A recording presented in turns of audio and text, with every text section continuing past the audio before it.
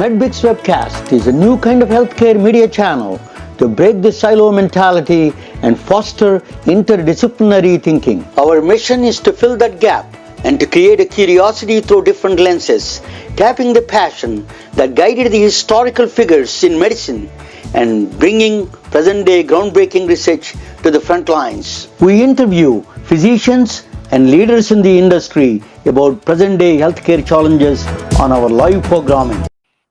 Hey, welcome to the MedBricks webcast. Just 1 minute, Ursula. MedBricks webcast. This is Ramana Annamraju and host of the MedBricks webcast.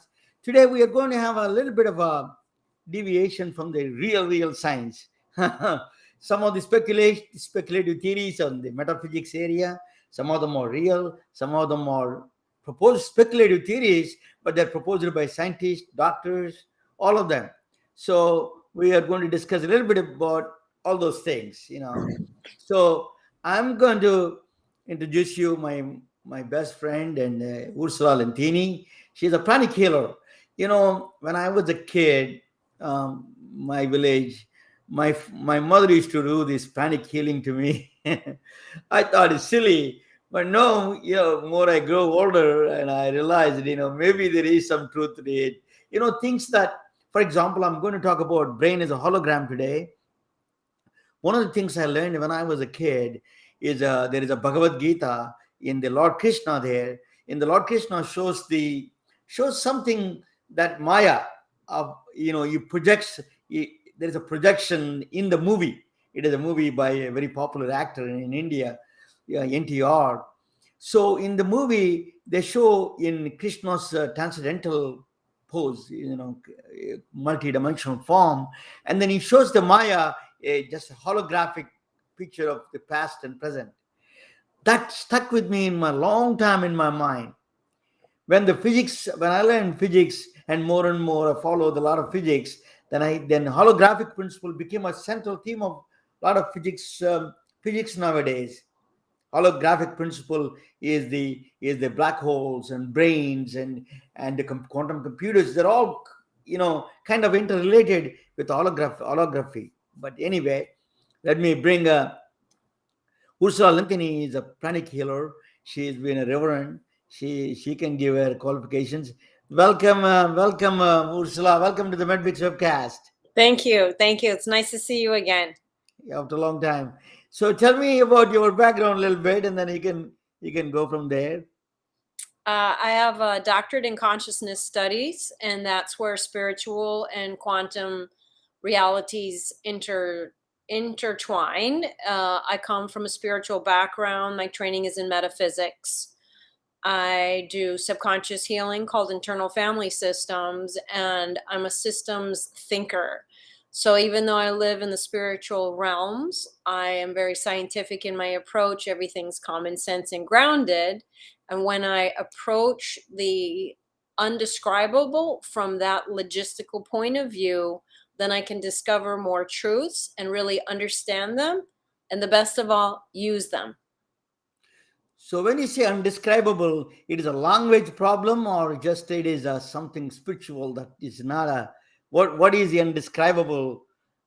Is it possible in through the language itself? I think when indescribable would be beyond the references of the 3D world, and then individually beyond the 5 senses. We have been raised that our body is centric identity, instead of our personality, our energy field, our emotional body, so on and so forth, right? So if they say, oh, this is you, this is all you are, your body is, you're the daughter of, you're the son of, you're born into the culture of, and so on and so forth. that gives us a reference of identity outside of what's going on inside. That's an excellent. So that you're describing consciousness in general, overall consciousness, if I understand it correctly. Yeah. So I wanted to ask you about the why we need a humans need a spirituality. What is the reason you think? Well, I'm going to be very playful here and say, Mm. why does spirituality need the human form? Yeah, very interesting. So why spirituality need a human form? One theory, right? Because it's individual, just like you said of Maya and the hologram and everything, illusion. So if you really, really think about it, we all live in our own reality, and that reality comes from our references, comes from our historic background, right? Our cultures, our belief systems, the events that we've experienced, how people have treated us. Right now we're going through a big awareness of um, marginalized communities, right? People who have never had a voice or a face or a paycheck, that equals the white face around the world. So now a lot of minorities are finally being recognized. So if I was born, black and poor, I wouldn't be recognized for who I am because I would have a bias against me. So when we look at all the different biases and our belief systems, everybody really is living in their own reality. So you can go to any church, any mosque, any temple and say, "What does your religion teach you?" And they can say this one, this one, this one, this one. And then I can say, what do you actually believe? And you're going to get 5 different answers. So when we all live in our own reality, communication is like an issue. And then getting along with others and actually listening to people from their point of view rather than our point of view is a big hurdle when we're trying to connect and understand one another. Let us talk about biases. I tell you, they exist everywhere in the world. There are a lot of. I'm in Silicon Valley. Silicon Valley is full of Indians. They head a lot of major technology firms are run by Indians. My brother passed away last year. Unfortunately, he's a great guy. And then he went to Romania to do the nuclear reactors for the Canadian company. He was living in Canada. There were gypsies they call Romas. They are from India. Long time ago, they came from India, hundreds of years ago, maybe 2,000 years ago. They came to from India to these Europe, Eastern Europe, Romania and Czechoslovakia and all those countries. They call them gypsies. My brother is already accomplished engineer. He's a design engineer for nuclear reactors. He went to a store and they thought that he's going to steal, he's going to follow, he's going to do all these things. They followed him. you know Most of the people who followed him were a lot poorer, but that is a bias is all over. Some kind of a bias comes in. It is a place in India. Caste system is a bias. We have a whenever I go United States or any Canada or India, we have one system. I see that the biases against other people, they use exactly the same words. Every country, there is no difference. That's a strange thing about discrimination. Is they use exactly the same thing. Oh, they are poor, they are druggy, they drink alcohol, they smell. All these nonsenses, they're all just copied in, and you can paste it anywhere. This is the human bias that we are stuck with. How do we get out of it? This kind of a bias and look into the different way. Science is one of them. Metaphysics may be better. They're better in that direction. Could you please explain that? How the Beautiful metaphysics? question. Yeah, yeah. Ramona, I could always talk to you, right? We always have amazing conversations. Yes. Yes. Yes. So there is biases. So we have to ask first, where did this bias come from? Because when you have children playing with each other and they have not been trained, oh, that boy has a different skin color than you, don't talk to him, or he's going to steal your clothes, or, whatever nonsense. Children don't understand bias. They just see another child having the same experience. They live in a place of awe and wonder.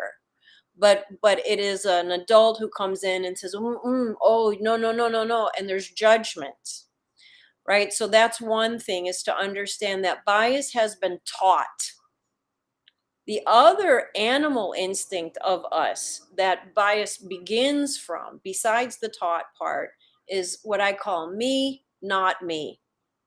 So if we're an animal, because we are also animals, we can wear a tie and wear high heels and think that we're better than everybody else, but we're an mammal. So we have our amygdala, we have our brain that is wired for survival. So when everything else is gone, we have survival instincts still running the show. So if I see something that doesn't look like me, my red flags go up and say this could be an enemy. So then I will protect, I will judge, I will push away, I will make small to protect and preserve me and what looks like me. So if you look at the white race and all the other cultures that actually outnumber the white race, you can see why the white race has power, greed, because they feel like, oh, I'm a minority, I'm weaker, I'm not as strong, I don't have a strong community, I better power over everybody out of fear, right? Out of reptilian brain fear. So that's two ways to understand where do biases come from. Somebody looks different, so our instinct goes, the hairs go up on our back, and we have been taught this is a different person, less than the white arrogant race, the European Germanic countries, they think they're very pious and superior, but that really just comes from fear. How we can overcome biases is exactly this: start talking about it, identifying it, and it's infuriating, right? It's infuriating because it has been disgusting, the behavior that happens throughout history, time and time again. So Let us we also have to have compassion. Yeah. Let us talk about physical biases, that how you look like, and I connect with those people that I look like me. But there is a lot of poor whites there in West Virginia, been there. There's a lot Yeah, of places. So they feel the discrimination, but still they're not. We are all humans are catching up with this, caught up and then in the binded by this barrier of how the people look like they're going to do good for me. But yeah. corporations now they're proving there is no, they don't care, they care about green. That is a bigger problem now. People have to realize that is the power and money is controlling them rather than using that colors against each other. It is a much more bigger now. The bigger enemy that we have is the corporate structures, huge, humongous corporate structures. So how do we spiritually get out of that kind of a bias situation? Physical looks first, then we need to say good and evil, good and bad people. That's all we need in the world. So how do we do that? Can you can Yeah, you see yeah, that? yeah, yeah. So first is to recognize, right? Well, we have a power structure of top down. And this pandemic that we've experienced, the corporate world has been very shook, right? Because you think, oh, these are the ones controlling the whole wide world. And then the people left the offices and they're now living at home and working from home. And everyone's like, okay, come on back in. And they're like, no, I think I want to be here with my family. I blame the corporate world for destroying the family structure, right? Because the Yes. corporate world says, hey, you have to come work for me and you have to climb the ladder and you have to travel for work and you have to spend extra hours in order to go up the thing. No, you're separating the man from his family. So when you have a man traveling a lot and he is away from his wife, one of them is going to get bored and distracted, and affairs are going to start, and then the whole family systems crumble. We have 2 generations of children of divorced families, and they don't have stability because there was a lot of aggression in the household and disappointment and loss and everything like that. You ask a divorced man to fight for something, he's got nothing to fight for. You ask a married man to fight for something, he has his family to fight for. So now you've kind of broken the spirit of the corporate man who has his focus on climbing the ladder and getting all the money, and then he comes home to an empty household with kids who he doesn't even connect with. So like, why, right? So now you have an emptiness going on, and every step of this ladder of the corporate world. I've been working with more and more corporate people because they've been seeking these same things that you and I are talking about. What's happening is, how do you ask, how do we spiritually address this? It's happening by itself, because as you know, in science, in biology, and in nature, there's always a cycle. Something is always changing and always going on. In astrology, or those traditions, we are now moving into the age of Aquarius, and that translates as the divine feminine. So you are seeing more world leaders who are women now. You are seeing more workforce who are women. You are seeing more people who are voicing themselves now, and it's the woman's voice that is being heard. Look, right here today, you have a woman guest on asking these important questions. So I'm giving you a woman's point of view. And it's not that all women are going to rule the world. It's that the man, the aggressive, dominant, power over, you listen to me way of being is falling apart. That patriarch system is falling apart because people don't want to hear it anymore. It's not really working anymore. People are realizing, oh, just that top C-suite is benefiting. No one else is really benefiting here. Like, wouldn't it be different if we could do something better for everybody? So that structure we're watching now, slowly, painfully slowly, is falling apart. So instead of this, pyramid structure, we're moving into a circle structure where everybody has responsibilities and there's more leadership across the team rather than one dictator. It is not just an individual problem, it is a systemic problem. We existed there. Unfortunate it is, but they're transferring this kind of a materialism, greed, power to other countries now. There were days that families and structures, in India there used to be joint families, grandfather, father, everybody used to live. That's their insurance plan they have.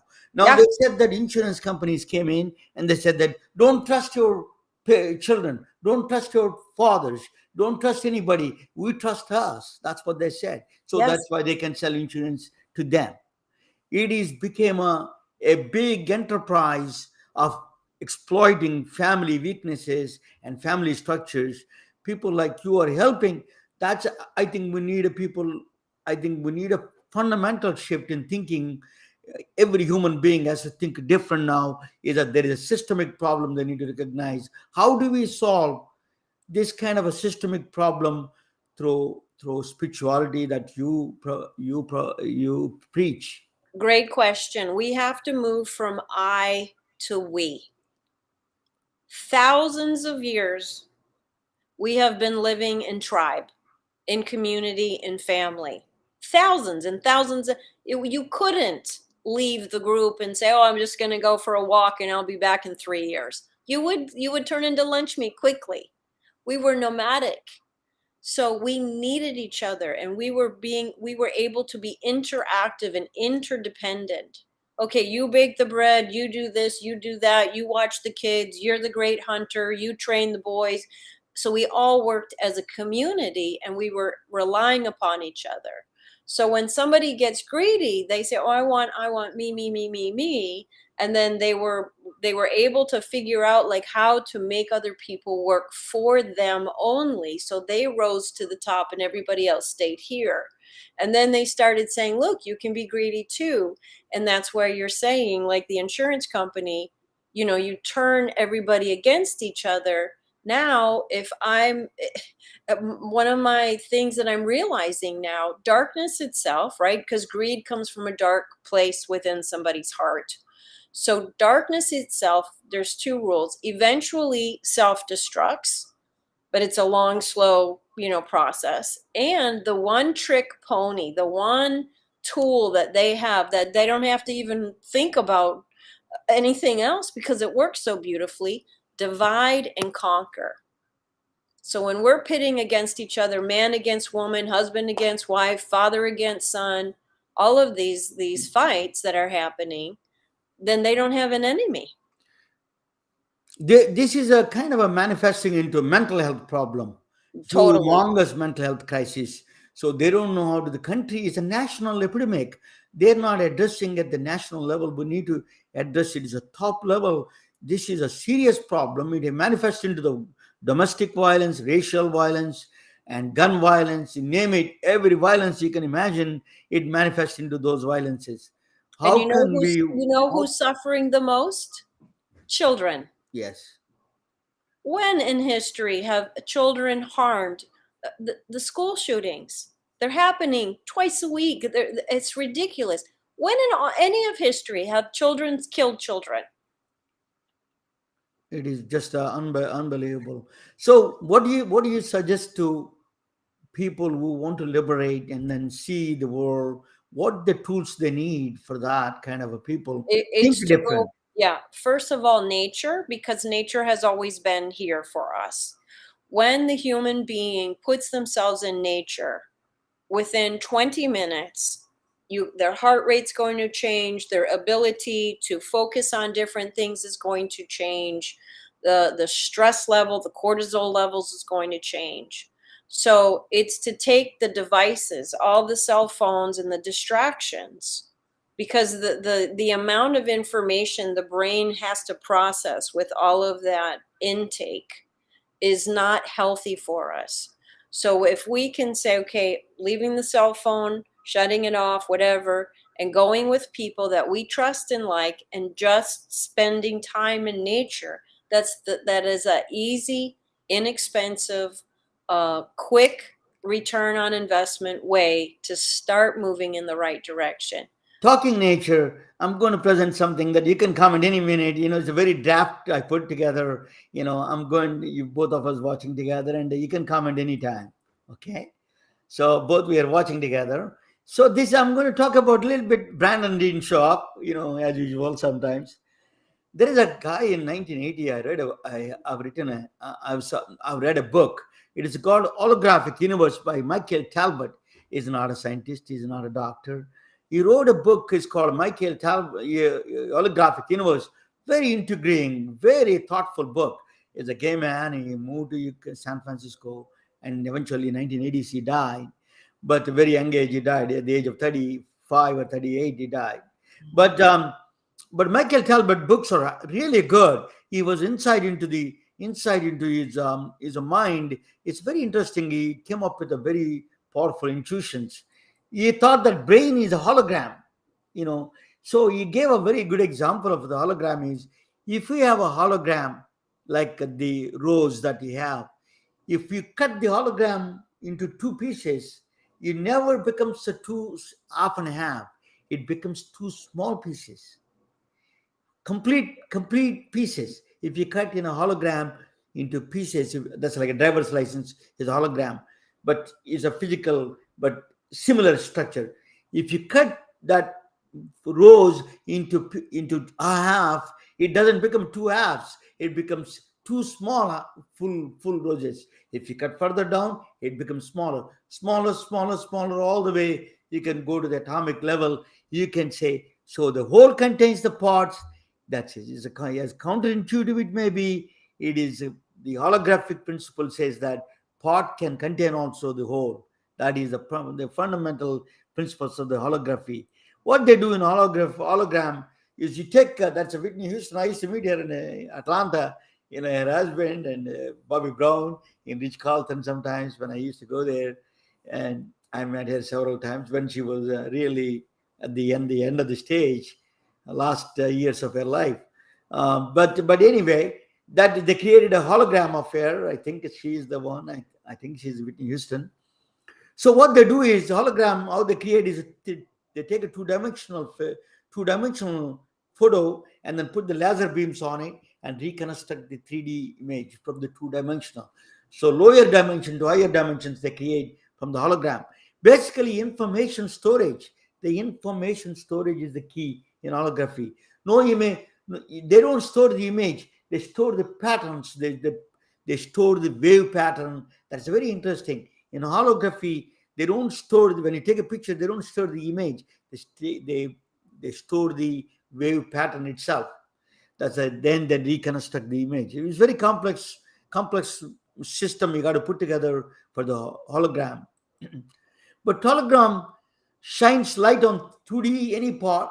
So the special thing about shining light on any 2D of a hologram, any part of the hologram of 2D, then it creates a 3D entire picture. You don't have to shine on the light on the entire Whitney Houston. You put any part of her, you shine light on it. That's a hologram creates the entire image. That's as strange as it sounds. It is as strange as that hologram. That's holography principle. Every part contains the whole. That Yeah. is the that is the that is the fundamental principle of the holography. So Michael Talbot suggested in the 1980s, brain may be hologram. So there is a Carl Pribram, he's a neurosurgeon from Stanford. He is one of the people who found this philosophy very intriguing. It says that yes, brain works like a hologram.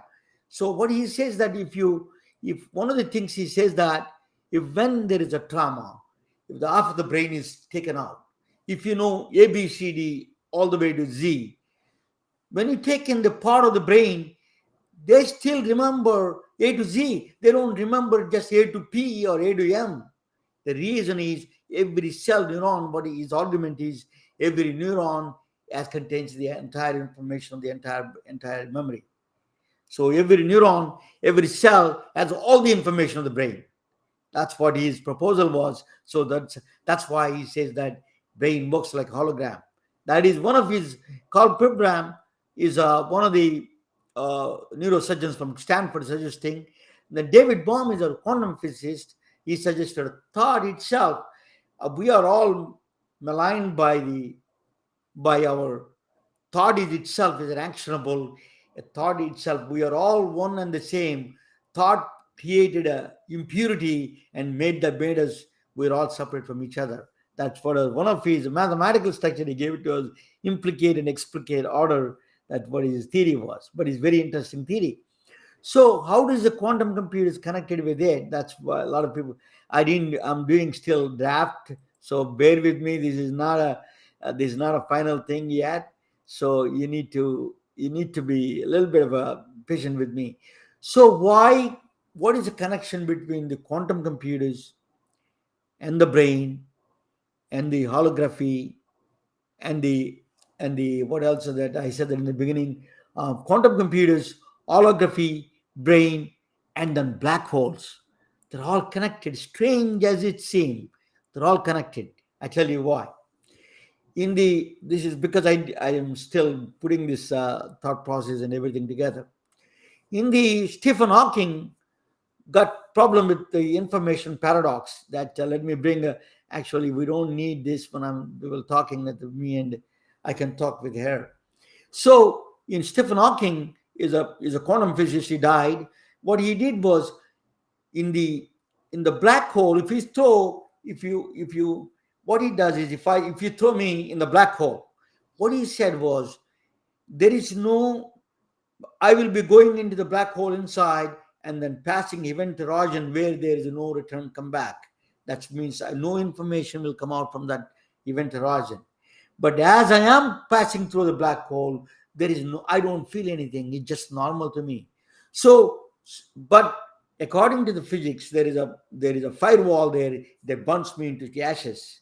So there is the complementarity principle. So I live and I die same time. Very strange. both the dead and alive. It's a black hole complementarity principle. It's suggested by Leonard Susskind from Stanford. I met him, and other people suggested. So, in the Stephen Hawking, one area is Stephen Hawking said that the information, once it is gone inside, is lost completely. But what the information, what they're saying is complementarity principle. No, it is not lost. It is actually, it is on the surface of the black hole. We are all in the entire universe is actually is the hologram itself, black hole itself.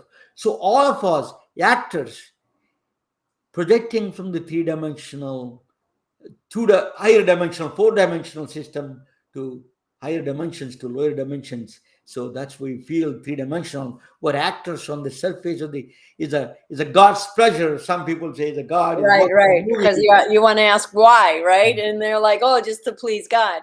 So it's very interesting because we opened the show talking about bias, right? And where did bias come from?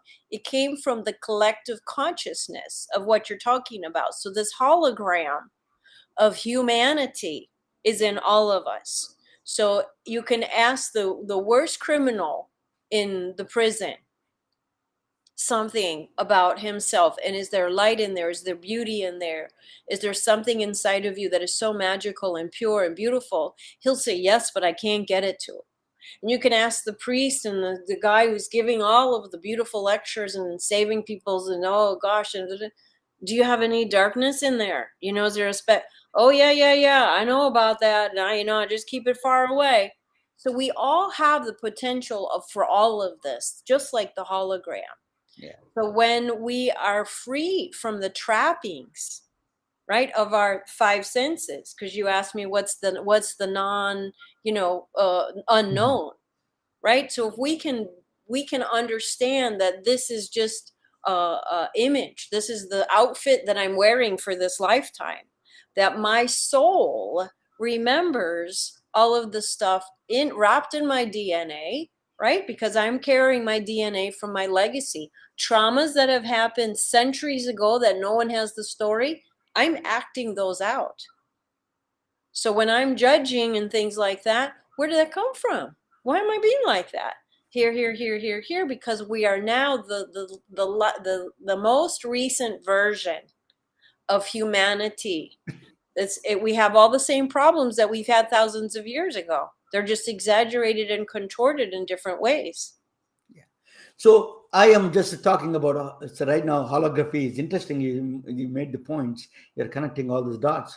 But the hologram is the principle of hologram is all the information is coded on the surface. Any part you take it has all the information of the. Yep. So black hole, the information is not lost. That is according to quantum physics. The information cannot be lost. Hey, we don't know that. We don't know who's been in the black hole to say, hey, everything's no.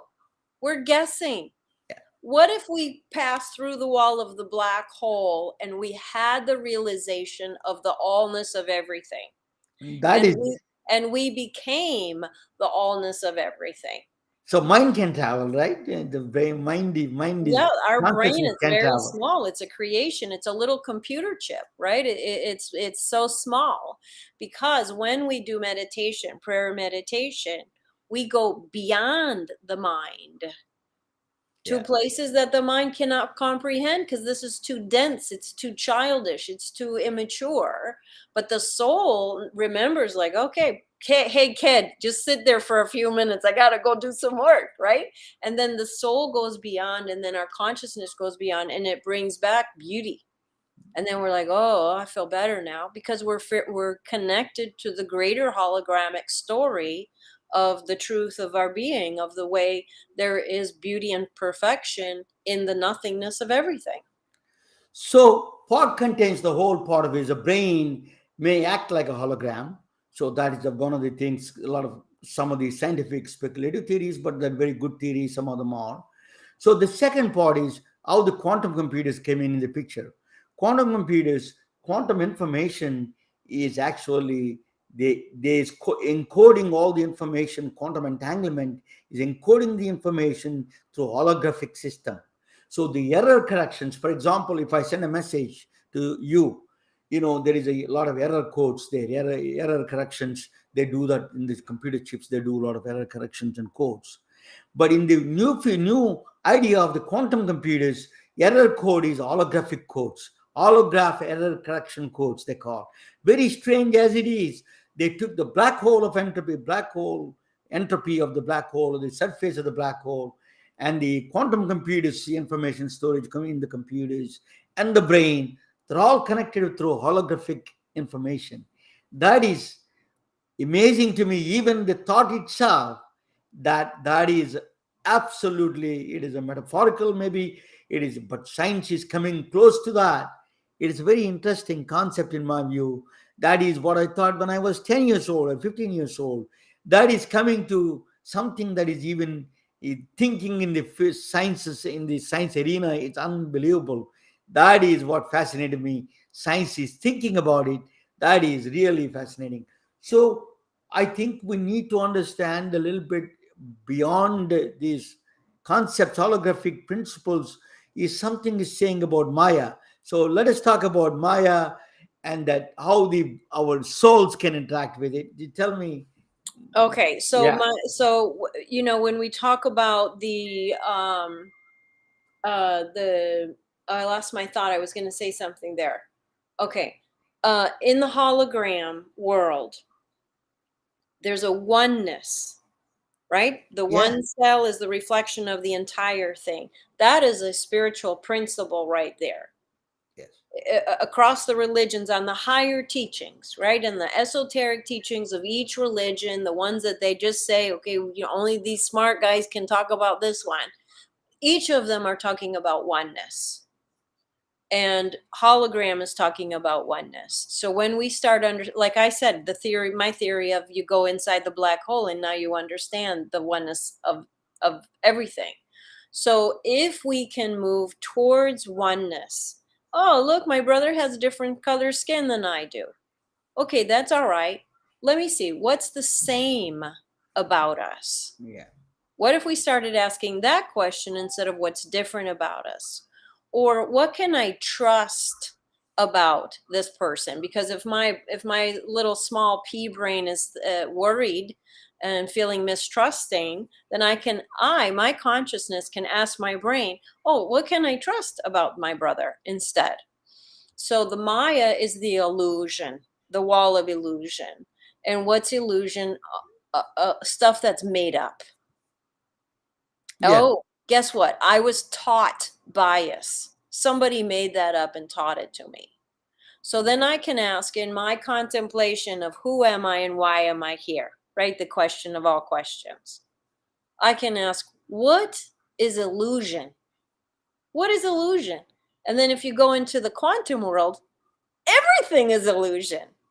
Because Correct. anything that I think is firm is not firm. It's just a concentrated particle. And we all call it like, oh, this is a lamp and this is a phone and this is a glass. Yeah. This is all of it is made up.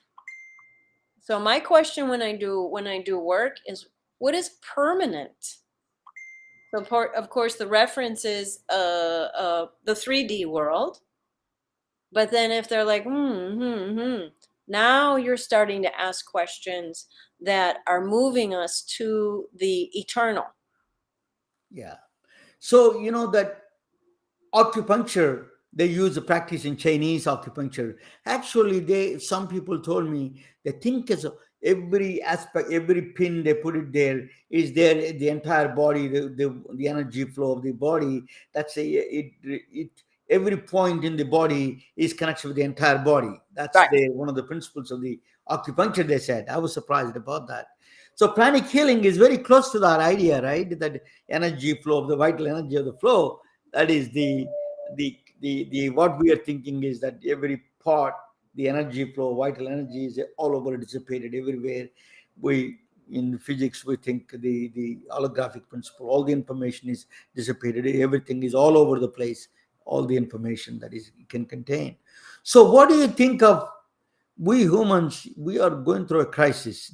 People are not understanding it, how serious this crisis is. is just a one area. For example, I want to be critic of the IT companies a little bit. So what they did was they thought IT, information technology is independent of humans. They're not part of the equation. So we follow science. The science without a humans, it doesn't make any sense. We invented science. We came up with the science. We need humans need that conscious approach to the science or medicine or technology. Otherwise, it doesn't. Prosperity with the Martin Luther King said that prosperity without soul is a poverty. Yeah. That that is a one thing that. What do you think? How we can get out of this greed and power and these corporations that unbelievable control on humans? It is just unfathomable to me that their control right now. All small companies are dead. Big companies or 4 or 5 companies are controlling everybody. How do we survive in this It human? it it it is catastrophic to the human condition. The AI that's going on is, even Elon Musk, who's a part of the creator of that world, is afraid of the future of AI. Right? All the sci-fi movies, right? The terrible filming, the 1950s and all of that. They've been fearful, saying, look, we're going to turn these computers into monsters and they're going to turn against us. Let me show you a little bit about that. So I'm going to do this a little bit quickly and one for a few minutes. Both of us can watch. Um, so in the quantum physics, is observer and observer are two different things. But observer could be observer eventually. So observer creates the reality. That's what the one of the quantum physics interpretation is. Observer creates reality. There's no reality existence previous before you observe it, because it came from the double slit experiment in the quantum physics. That is one of the interpretations of the observer and observed is a biggest problem, is a measurement problem. We don't understand, is beyond the spiritual. It is going to the realm of spirituality there. But the brain is a conscious observer. So David Baum wrote, there is Ursula is talking about all oneness. David Baum says that everything is oneness. Actually, we think we are all different because thought is creating impure thought comes out of us and creating we are all different. That is what Krishnamurti, Jiddu Krishnamurti was one of the philosophers from my area, from my home, my state of Andhra Pradesh. He was from, and he was in Ohio, not Ohio, Vajai, California. He put an ashram there, J. Krishnamurti Ashram. He put a lot of schools there. He is one of the proponents of that. They're friends. David Baum and Krishnamurti. There are a lot of talks in between them in the YouTube. You should watch it.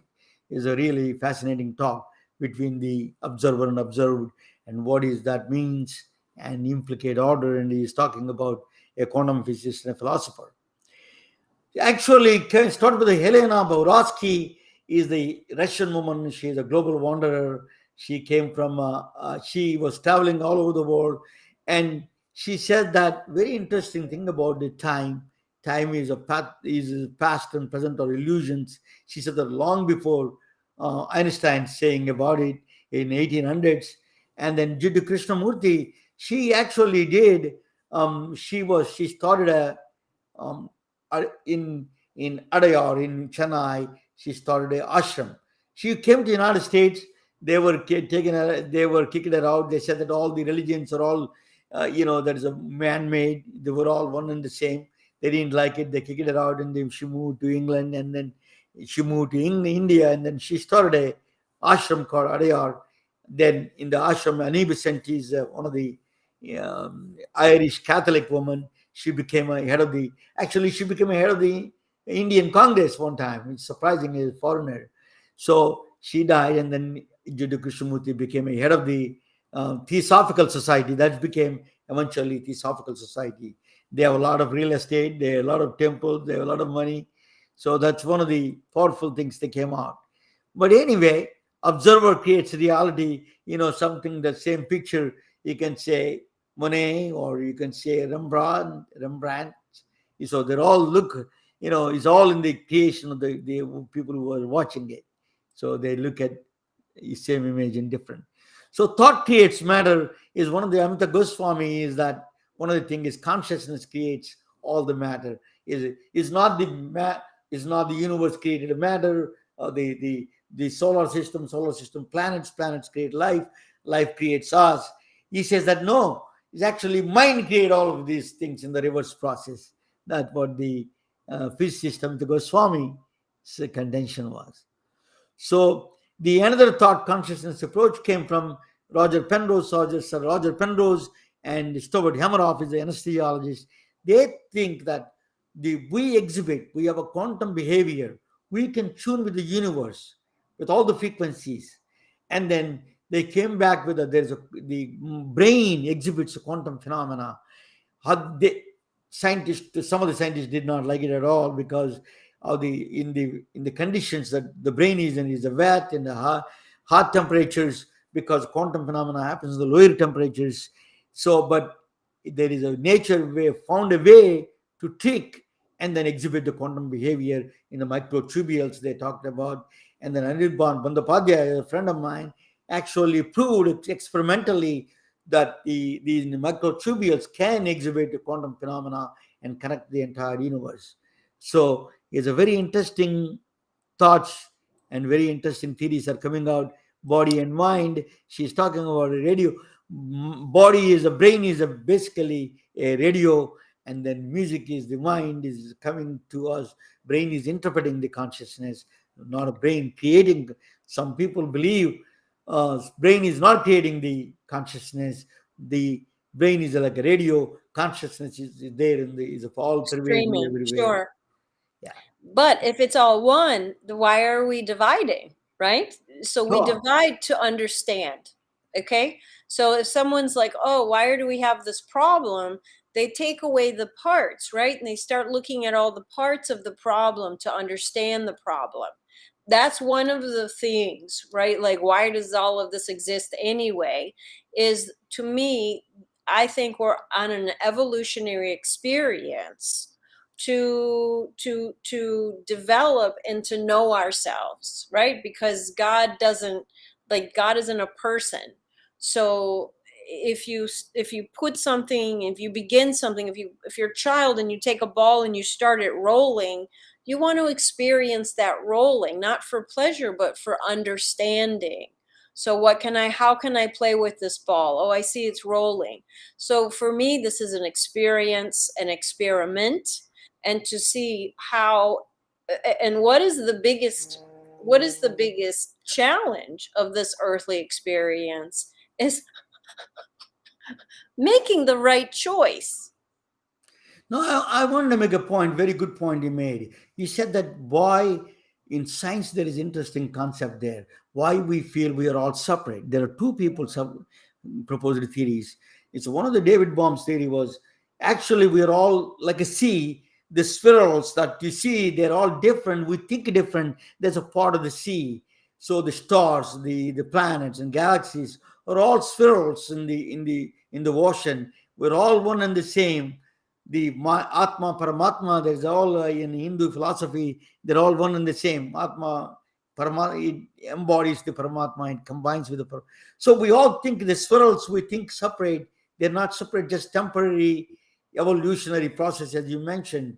That is evolution that is making us think separate these spirals that comes out of the ocean in the ocean, but there is still part is the water. There's a part of the ocean. This One of the favorite metaphysical quotes that help everybody understand is, "I am not a drop in the ocean.